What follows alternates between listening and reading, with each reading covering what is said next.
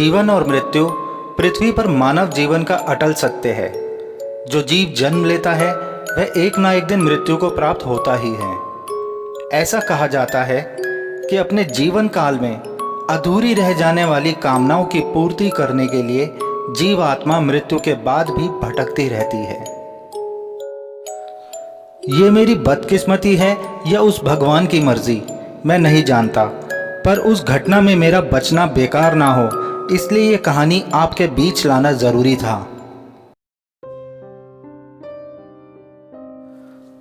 बात 20 साल पुरानी है। स्कूलों में गर्मियों की छुट्टियां हुई तो माँ, मेरी छोटी बहन रूबी और मैं रोहन मसूरी के परी टिब्बा के पास गांव में नानी के घर गए। गांव के पास ही परी टिब्बा का जंगल बहुत ही लोकप्रिय है क्योंकि यहाँ काफ़ी सुनसान अंधेरा होता है और यह जगह पैरानॉर्मल अनुभवों के लिए जानी जाती है। पर उस वक्त मैं बस 16 साल का था और रूबी 12 साल की, तो इन पैरानॉर्मल जैसे शब्दों से हम अनजान थे। मेरी नानी का घर गांव में बहुत बड़ा था। उस दिन सफ़र की वजह से हम काफ़ी थक गए थे तो जल्दी सो गए। अगली सुबह उठ के हमने नाश्ता किया, फिर मैं और रूबी घर के बाहर ही खेलने लग गए। मेरी नानी ने हमें जंगल की तरफ जाने से मना किया था। उसी दोपहर जब नानी और माँ सोने चले गए, मैं और रूबी छुपकर परी टिब्बा के पास जंगल में खेलने निकल गए। हम मस्ती कर ही रहे थे कि रूबी को एक गुड़िया नजर आई। रूबी को वह गुड़िया बहुत पसंद आई और वह उसे अपने साथ घर ले आई। लेकिन माँ और नानी को हमने उस गुड़िया के बारे में कुछ नहीं बताया।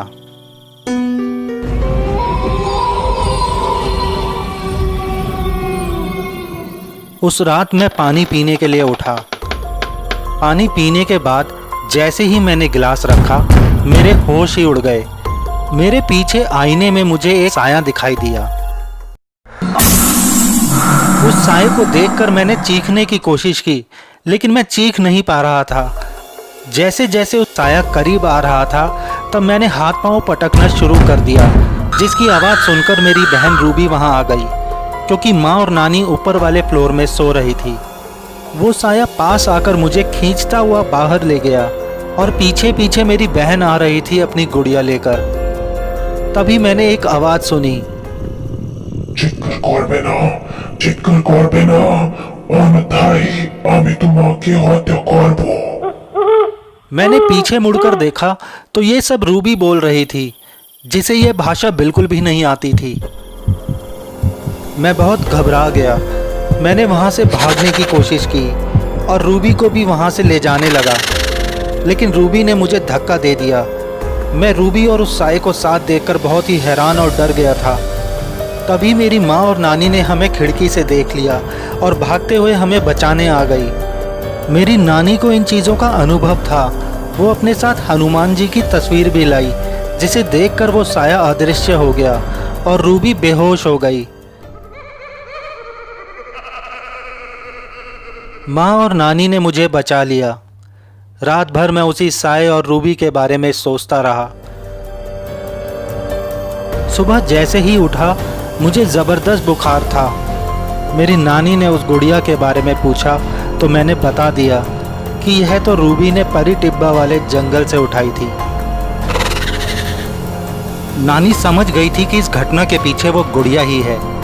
नानी ने गुड़िया को रूबी से अलग किया, पर रूबी जोर जोर से चिल्लाने लगी और बंगाली भाषा में कुछ बोलने लगी, जिसे सुनकर नानी भी डर गई। সব মরে যাবে, সব মরে যাবে।